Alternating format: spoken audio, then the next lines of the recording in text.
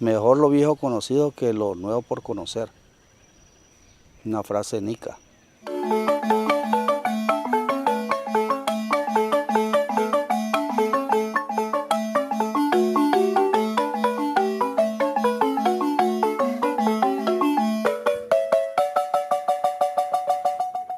My American dream, as starting from a young boy of 7 years old, through looking through different photojournalistic magazines, pictures of Central America, and my boyhood adventurous spirit that I always had was to come to Central America.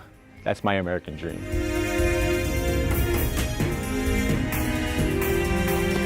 Oye, chavalo, what's your dream? Yo cuando tenía 6 años le decía a mi mamá, mamá, yo quiero ser sacerdote. Un tope solo se da aquí, en Nicaragua.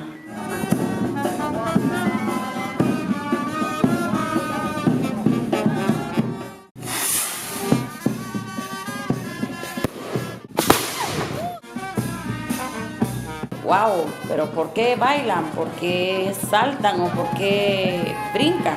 Esa es la tradición. Además de ser un tope de santo, también significa que si nosotros tenemos en amistades o no nos llevamos bien con algún hermano de la misma religión católica, es momento de hacer las paces, de reconciliarnos.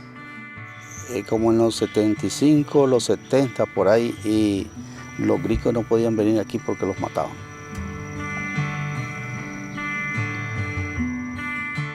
So this place was abandoned, it was in ruins, and I decided to buy it after I was an exchange student here and turn it into something beautiful, to live in solidarity with the poor and to be amongst the poor, showing them the beauty of their own land. Aquí en Nicaragua son $3 para el trabajador del campo, ese gana al día, muy poquito para mantener a su familia. Yo vendo flores porque, por ejemplo, cada moñito de ese vale 10 pesos. Ya con 10 pesos, pues siquiera justo ya para la libra de arroz. Yo traigo mi salita, traigo mi azucarito, traigo mis cositas, pues ya el sustento del día. Soy bautizada, soy confirmada, fui casada, enviudé, me volví a casar, se me volvió a morir el marido. Aquí estoy a lo que Jesucristo diga. Si tengo, bueno, y si no, pues Dios hará la voluntad.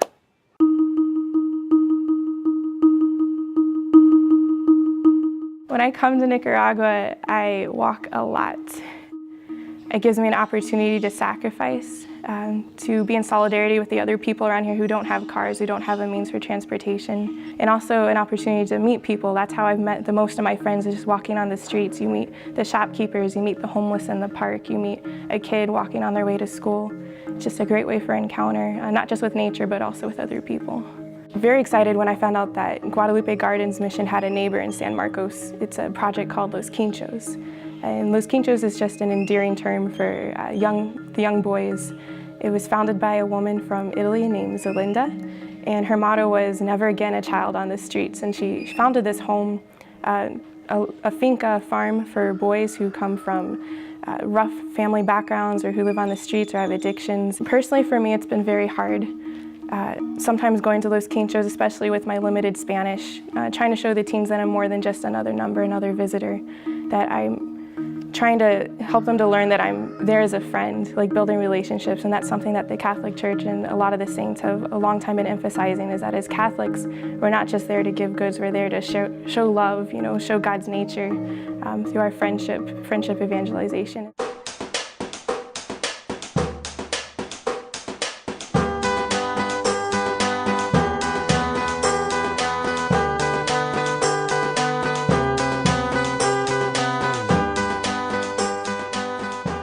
Of course, the other things are good too, building the wells and tutoring and education. That's something Guadalupe Gardens does in other areas, and giving the corporal works of mercy. For example, I met a young man here in Nicaragua through a friend who had excellent grades, and he had his opportunity to go to college to study architecture. No podía comprar lo que eran materiales para iniciar la carrera. En este caso, los materiales eran muy costosos. Hablé con Kendall, le mandé mensaje, le texteé y le dije, tengo a una persona que necesita ayuda. It seems like a daunting task, but I found that a lot of people in the States were actually very eager to share what they had. They were longing for some way to give generously. So I would just send out a message to some friends and family and would be overwhelmed in just a few hours of people who wanted to help these people, realizing that this is our family here too, our brothers and sisters in need. We're one church and it's one mission even in the States. We're all working for the same goal to help each other. I was working day in, day out. I had finally quit my job in the United States. I came to live my American dream. But it was hard. It was really hard. Every day just working, sweating, toiling, not having electricity even at first, not having running water until very recently. And even though I was doing God's will, I felt, with all of my heart and with all of my being and with my passions of gardening, I still felt something missing. There was a link that was missing. And I needed a wife. I needed my Eve. So I was on this Catholic dating site for 4 years because a lay missionary doesn't have too many options. There's not too many women out there that really want to give up their life in the United States and go to Central America to a poor community that doesn't even have electricity or running water. But then I saw Bing's picture. It just floated across the bottom of the screen. And I clicked on her profile. And I saw the most beautiful woman I'd ever seen. And I decided to renew my subscription that day just so I could write her a message. One of the things that I was very attracted to Paul about was his selflessness in giving up his life in his comfortable lifestyle in the States to come to Nicaragua and serve the poor. So the first time I went to the Philippines, where she's from, to see her, I proposed to her during the first visit. And during my second visit in the Philippines, we had already gotten married. I used to joke, hindi ko kailangan ng boyfriend. Ang kailangan ko, asawa.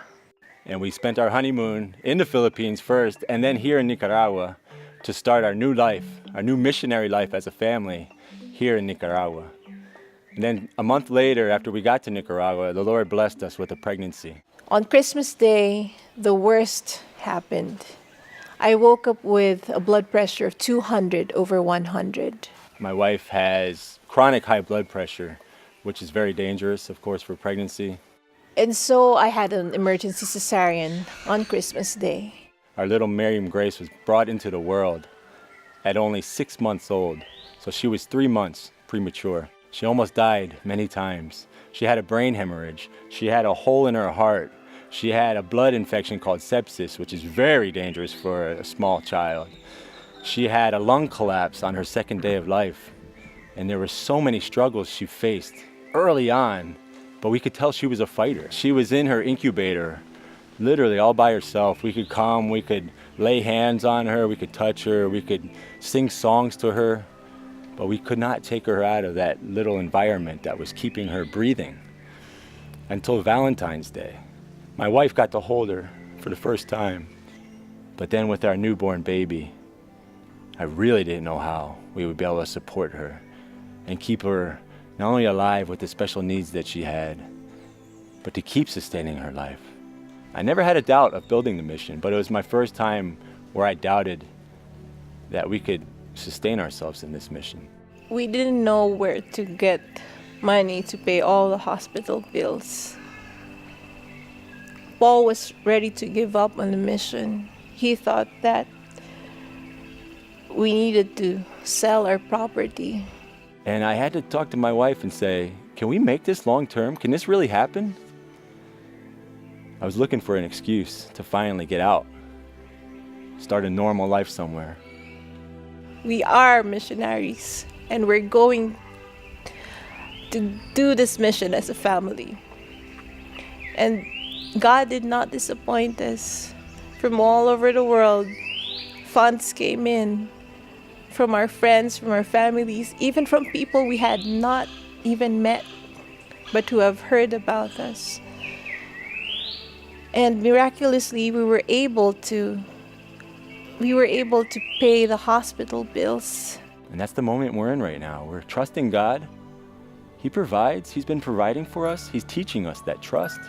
He's teaching us how to live in a new way and see the world in a new way. And now, from the seeds of our love, God has planted this newest flower in the garden.